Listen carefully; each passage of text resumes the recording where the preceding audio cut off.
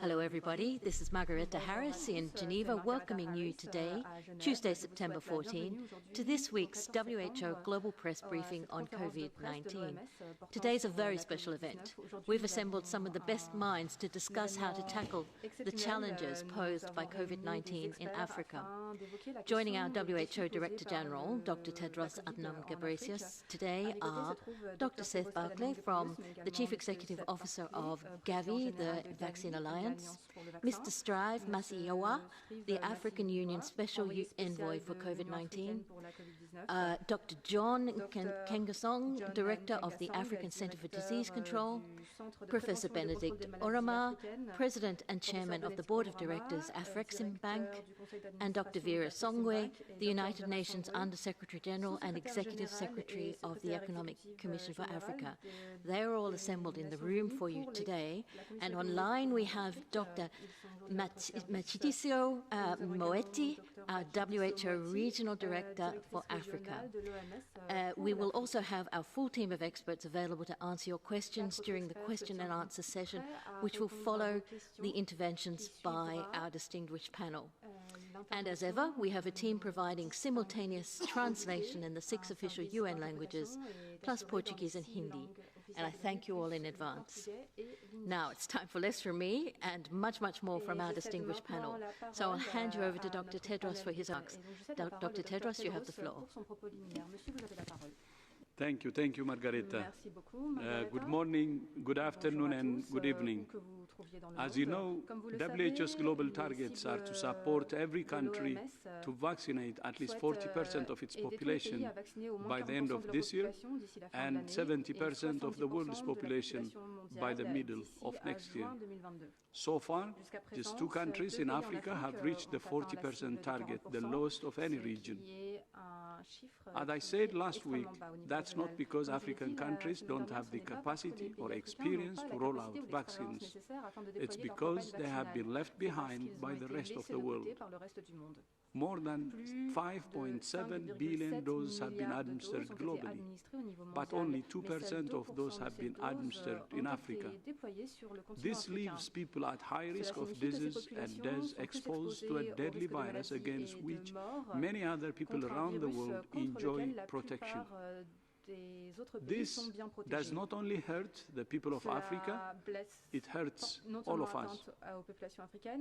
The longer vaccine inequity persists, the more the virus will keep circulating and changing, the longer the social and economic disruption will continue, and the higher the chances that more variants will emerge that render vaccines less effective. It was to avoid this situation that WHO, Gavi, CEPI, and UNICEF established COVAX last year to accelerate the development and equitable distribution of vaccines. So far, COVAX has shipped more than 260 million doses to 141 countries. But as you know, COVAX has also faced several challenges, with manufacturers prioritizing bilateral deals and many high-income countries tying up the global supply of vaccines. Last year, the African Union established the African COVID-19 Vaccine Acquisition Task Team, or AVAT, as a complement to COVAX to purchase vaccines for the AU member states. I would like to thank my friends and colleagues here today, Strive, John, Vera, Benedict, for their leadership of AVAT, and acknowledge the role of President Cyril Ramaphosa in initiating AVAT as chair of the African Union. Yesterday and today, we had a very constructive meeting between partners from COVAX and AVAT to agree on a way forward. Vaccine inequity is a solvable problem. We call on manufacturers to prioritize COVAX and AVAT. We call on countries that have already achieved high coverage levels to swap their near-term vaccine deliveries with COVAX and AVAT, to fulfill their dose-sharing pledges immediately, and to facilitate the sharing of technology, know-how, and intellectual property to support regional vaccine manufacturing. We call on all countries and manufacturers to share information on bilateral deals with COVAX and AVAT so we understand where vaccines are needed most, and to share information on supply and delivery projects so countries can be ready to immediately roll out vaccines when they land. And we call on all countries to recognize all vaccines with WHO emergency use listing. I may sound like a broken record. I don't care.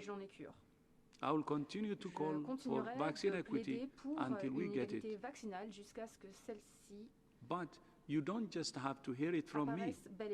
Today, I'm honored to be joined by several leading voices to talk about how COVAX and AVAT are working together to achieve our shared vaccination targets in Africa.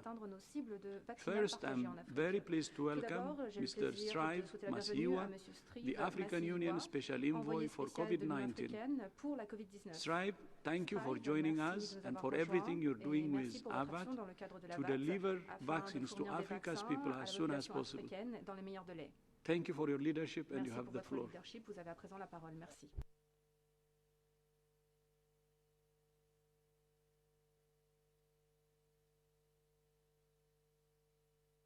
Over the last 2 days, we have had 2 days of very intense discussions with our colleagues at WHO, Gavi, WTO, CEPI, to really review some of our work together.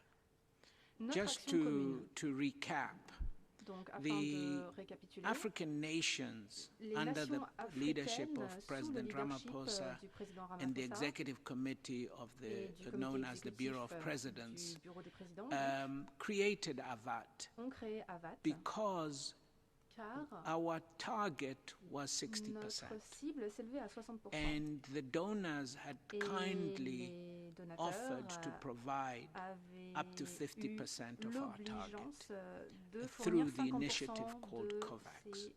So we were created and mandated to be a 50% partner of COVAX. And we work closely together.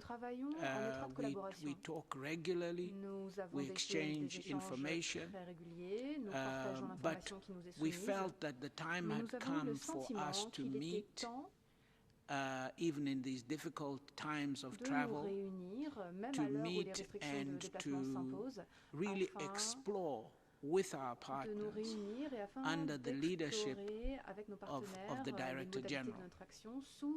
And leadership it has been. I'm joined by my colleagues that we will share remarks together around key issues, but hopefully we will also be able to give clarifications around the deliveries. But just to recap, our population is 1.3 billion people. So our target of 60% of our population is just under 800 million. The African Union treats the Caribbean member states as the 6th region of the African diaspora. And because the CARICOM member states appealed to the African Union to say we are unable to buy vaccines by ourselves because we are treated as too small, could we work together with you? So we treat our delivery target as vaccinating 800 million people for Africa and the Caribbean. And so we created a pooled mechanism for aggregating our demand from the member states. We've so far, with all the difficulties that have been well articulated, managed to secure for the next 12 months 400 million single-shot doses from the American company Johnson & Johnson. And we continue to negotiate with other suppliers. But as you will see, when we receive the 400 million, that would go a significant way towards our stated target of 60%. But there have been major difficulties in ensuring that supplies that are supposed to come through the COVAX facility come through.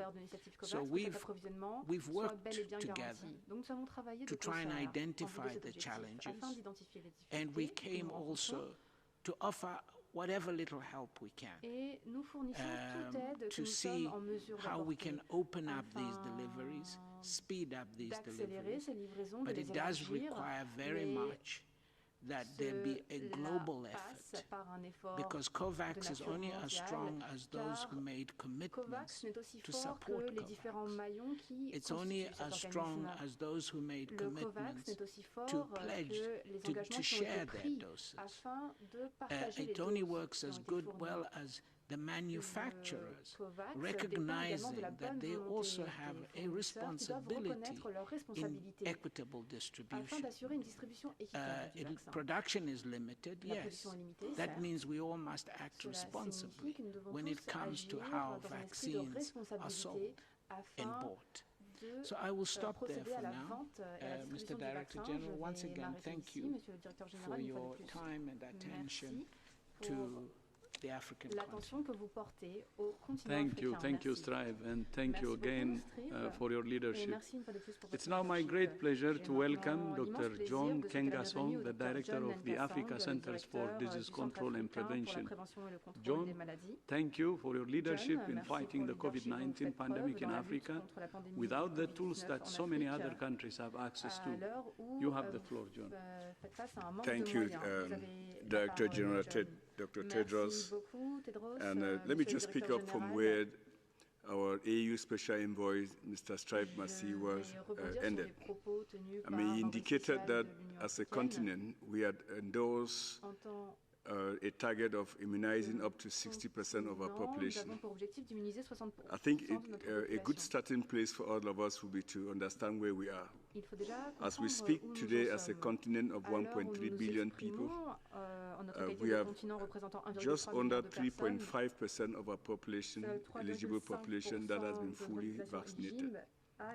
And I'll repeat that number, 3.5% of our population that has been fully immunized. At the same time, we have celebrated the remarkable success that was made by the scientific community in producing several vaccines. And at that time, at the start of this pandemic, we always agreed that the way forward for all of us will be the global solidarity and global cooperation and the power of partnership. Today we are here to manifest that power of partnership, global cooperation and solidarity, that we will not be able to achieve 60% of our population fully immunized if we do not fully explore and deploy the power of partnership, the power of cooperation, and the power of solidarity. We all have acknowledged now that vaccines are the only solution for us to get out of this pandemic collectively. And that has to be done quickly. I've always stated that the quickest way to get out of this pandemic is to vaccinate quickly. As a continent, we believe and we adhere to the 70% target that Dr. Tedros just mentioned, and we'll be working together with COVAX and other partners to make sure that the continent gets that 70% of its stated target. I thank you, Dr. Tedros, for the opportunity to continue to work with the WHO and work with Gavi and COVAX and other partners. Thank you. Thank you, John, and thank you for your continued partnership, including through the mRNA technology transfer hub that we have established together in South Africa. And next, it's my pleasure to welcome Dr. Vera Songwe, the United Nations Under-Secretary General and Executive Secretary of the Economic Commission for Africa. Vera, thank you so much for your leadership and thank you for joining us today, and you have the floor. Thank you very much, Dr. General, Dr. Tedros. and it's a pleasure to be in one of our buildings with you again and with the team. My responsibility and role in AVAD is really to look at the economic perspective of the continent. Before we had the COVID crisis, of course, Africa was seeking to create more jobs, 13 million more jobs we needed to get to prosperity and meet, of course, the SDG goals.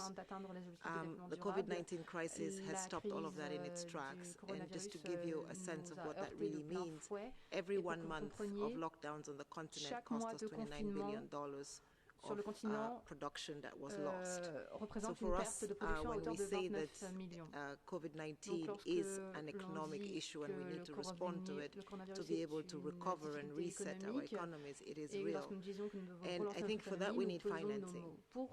And we need to see how we can bring together global financial structures to ensure that we can actually respond to this crisis. And that is what I think Professor Rama will be talking about.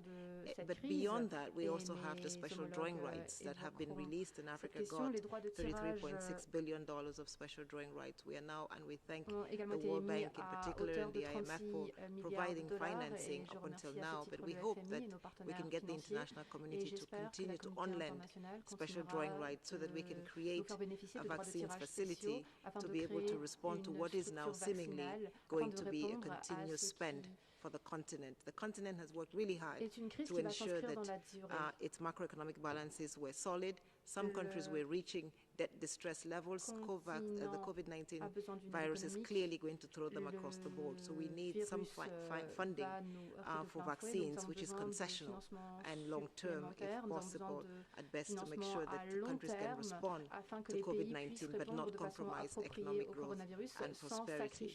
So again, I think we just want to thank you, Dr. Tedros, for continuing the fight for vaccine equity, but also to ensure that there is better transparency in the availability of vaccines, because we know that scarcity means increased cost, and we cannot afford today as a continent that kind of scarcity. And then finally, the African Continental Free Trade Area Agreement provides us with the recovery and the reset structure and framework for that.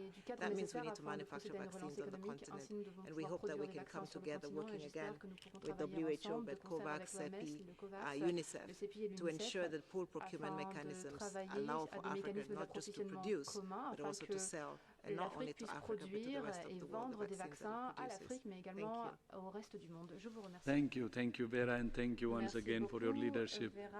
I'm now pleased to introduce Professor Benedict Orama, the President and Chairman of the Board of Directors of Afreximbank. Benedict, thank you for joining us today, and thank you for your support for expanding access to vaccines in Africa, and thank you for your leadership. You have the floor.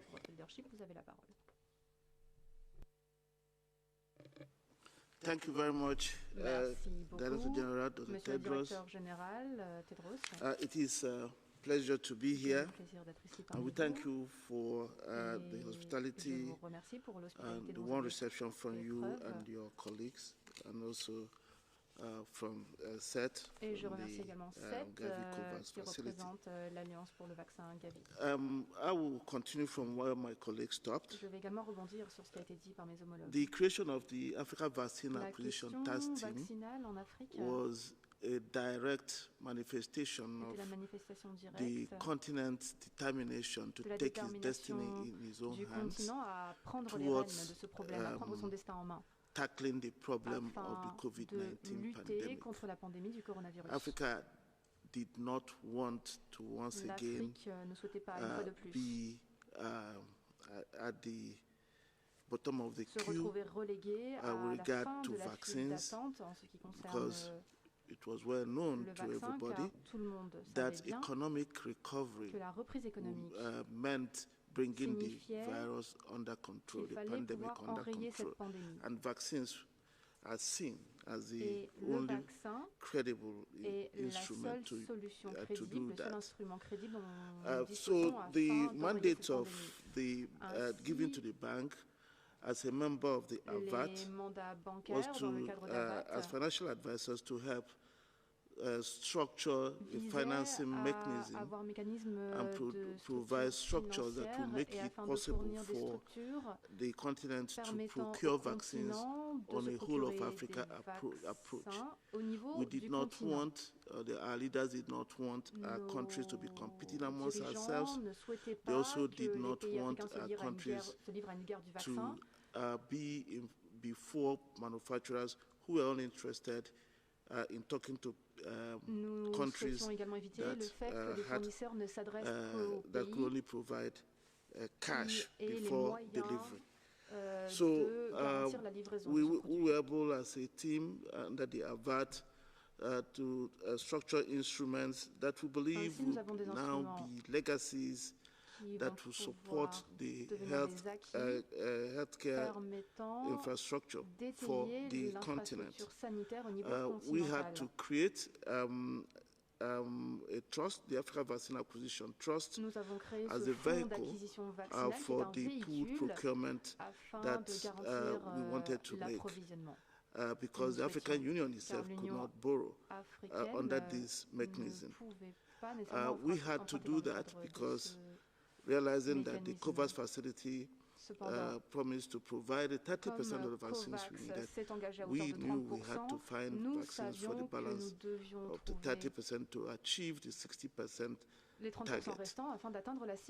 On top of the trust which we used, we also created a continent-wide no-fault compensation scheme, which with the support of the WHO, we've been able to put in place at record time, so that everybody who receives vaccines under the AVAT facility will be protected. They can use the facility to deal with any complaints that they may have. And we've done this, making sure we use the same administrator as the COVAX no-fault compensation scheme to avoid confusion. And this underpins the kind of collaboration we are building with COVAX going forward.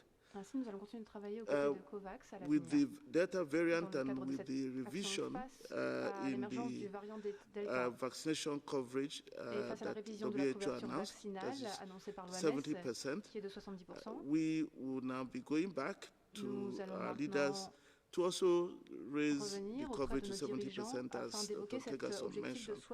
That will require another $300 million of financing to make sure we are able to cover the requirements. It is important that we do this for the simple reason that our countries want us to make sure that we do not fail and therefore put our economies in difficulties, make it difficult for us to recover quickly. We thank you and thank the CET, the COVAX, for all the support, the work we've done together, and we look forward to continue to work with you as we deal with this and then transition to supporting the creation of manufacturing capacities on the continent. Thank you very much. Yeah, excellent, Tim. I think I can see the division of labor. C'est une équipe excellente. Je vois que vous êtes bien partagé le travail. Complementary to each other and also your own areas of contribution. So very proud. Donc, and thank you so much also, Benedict. And next, I'm pleased to welcome my friend Dr. Seth Berkley, the CEO of Gavi. Seth, thank you for your leadership and partnership. And you have the floor. Thank you, Dr. Tedros, and esteemed colleagues, friends in the media. I appreciate the opportunity to be with all of you today. I am the last speaker, so I want to leave as much time for questions, so I'll be brief, but I want to make two sets of comments, first on COVAX and then on the importance of this meeting today. On the COVAX side, I think we all know that the global response has not been good enough. The inequities that we've heard about over and over continue. COVAX was set up a year before, at a time when we didn't even know if any of the vaccines would work, to assure that all countries in the world contain access to a successful and efficacious vaccine. With the backing of 190 countries, we wasted no time in trying to raise money, over $10 billion at the latest count, to secure doses and to create the largest portfolio of products. We now have 19. This is the largest portfolio in the world. Now, much has been reported about, and Tedros reviews the challenges we faced, including things like the speed at which doses were snapped up early before there was money to buy for developing countries, export bans that limited our access to vaccines, the delays that were provided by certain manufacturers. But I think it's important to look forward, and today we're poised to embark on the busiest period of what is the largest and most complex vaccine rollout in history. You already heard some numbers. Today, 270 million doses have been delivered through this mechanism. 70 million of these have come in the last month, and we're seeing deliveries accelerate further. In total this year, we expect to have a total of 1.4 billion doses available for delivery. This is enough to protect 20% of the population in the 91 lower-income economies eligible for doses in the advanced market commitment. By March, this number will rise to 2.6 billion, which is enough to protect 37% of the population in these countries. So I think we've demonstrated that COVAX can work at scale, but it's really time for the world to get behind it. That's why last week we called on governments to recommit with further action. Join us in telling manufacturers to make the supply schedules transparent so we know where COVAX and its participants are being prioritized. For countries to give up their place in manufacturers' queues if they've already achieved high levels of coverage and don't need vaccines at that point, and to expand, accelerate, and systematize dose donations so we can put excess doses to good use. Now let me move to this meeting, which has been so important. It symbolizes the spirit of partnership between COVAX, the African Union, and AVAT. Africa needs more doses, and together we will get them. The African CDC, under the leadership of John Nkengasong, had set a goal of 60% of the population. We've heard that that goal may change. They've asked us to provide half of those 30%. We expect to meet that goal in February of 2022. And if the goal is increased to 70%, we believe we can meet that goal by March of 2022. We look forward to working closely with the AU's regional mechanism, AVAT, to get the supply of the vaccines we need and to overcome the problems that stand in our way and to assure the most difficult challenge, which is continue to build the systems to get these vaccines into people's arms. We really also want to salute the leadership of AVAT and AU for creating such strong regional leadership in this area.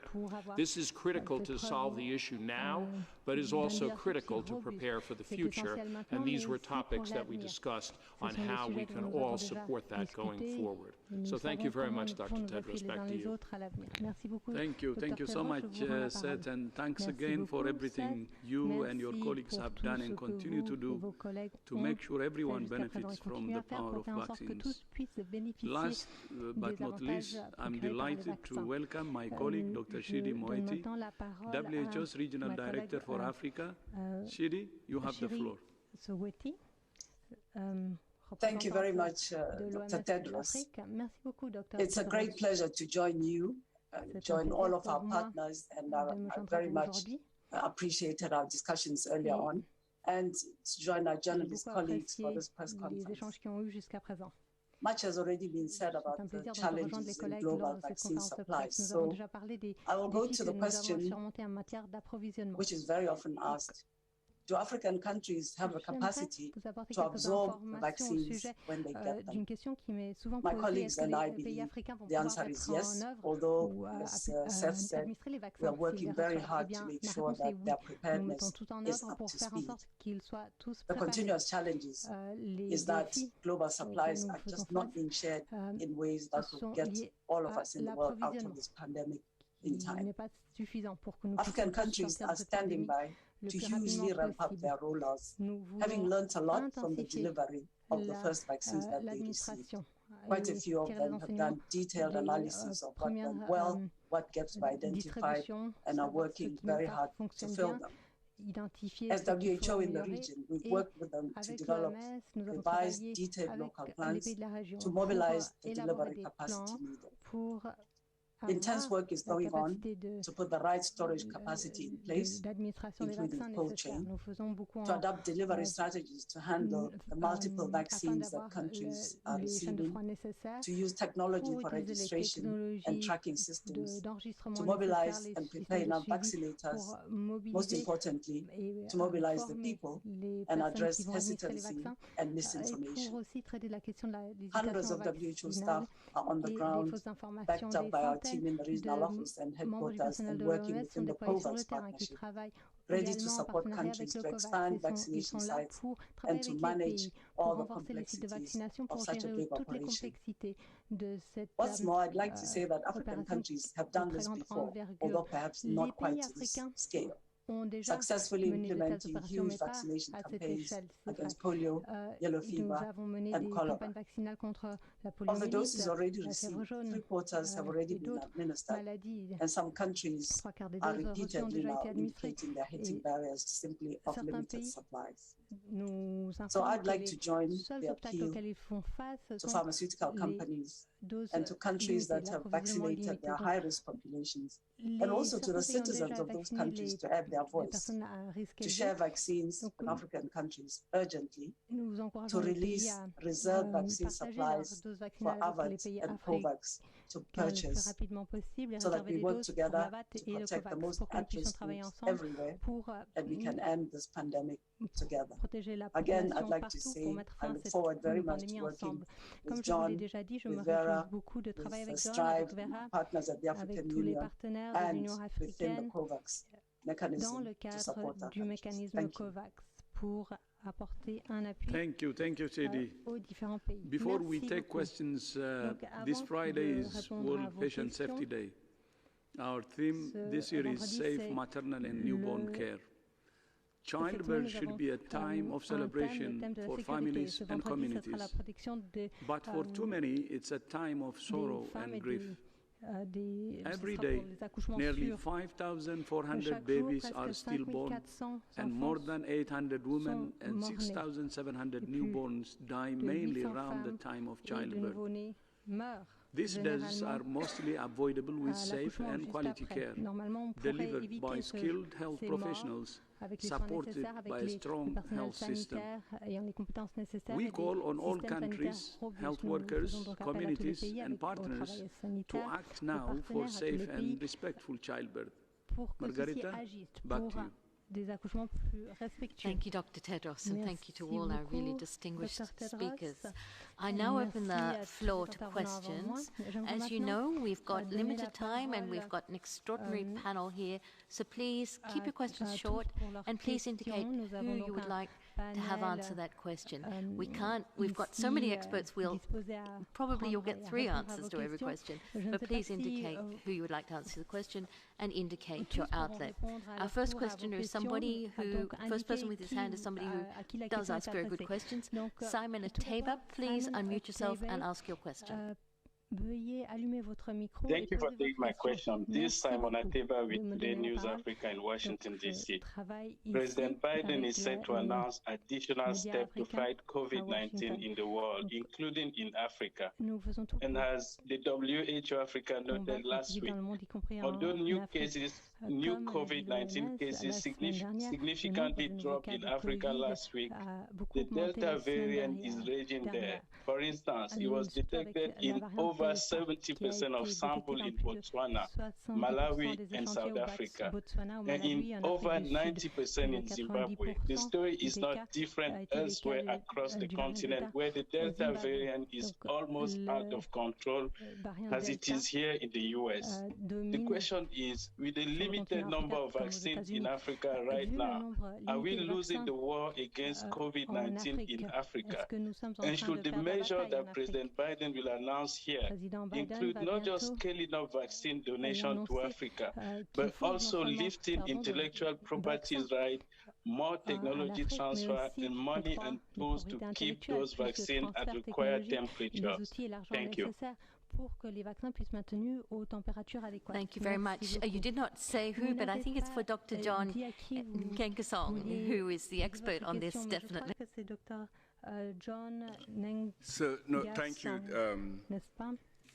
I think it's very obvious, as I stated earlier, that we need global partnership and global cooperation and leadership to solve this problem. I think we need to act now, we need to act differently, and need to act urgently.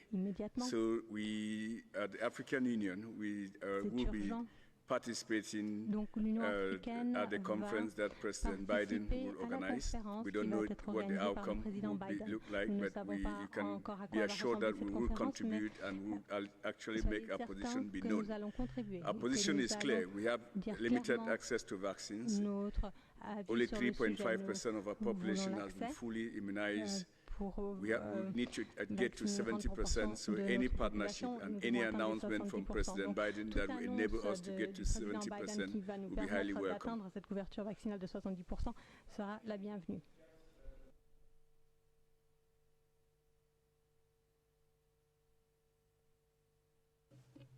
Thank you. So, Director General, if I may, with respect to this question, just quickly clarify one issue. As AVAT and the African Union, we want to buy vaccines. We're not asking for donations. You can donate to us if you so wish, but our basis is not a donation. That means we want access to purchase. We call on those countries that have put restrictions on exports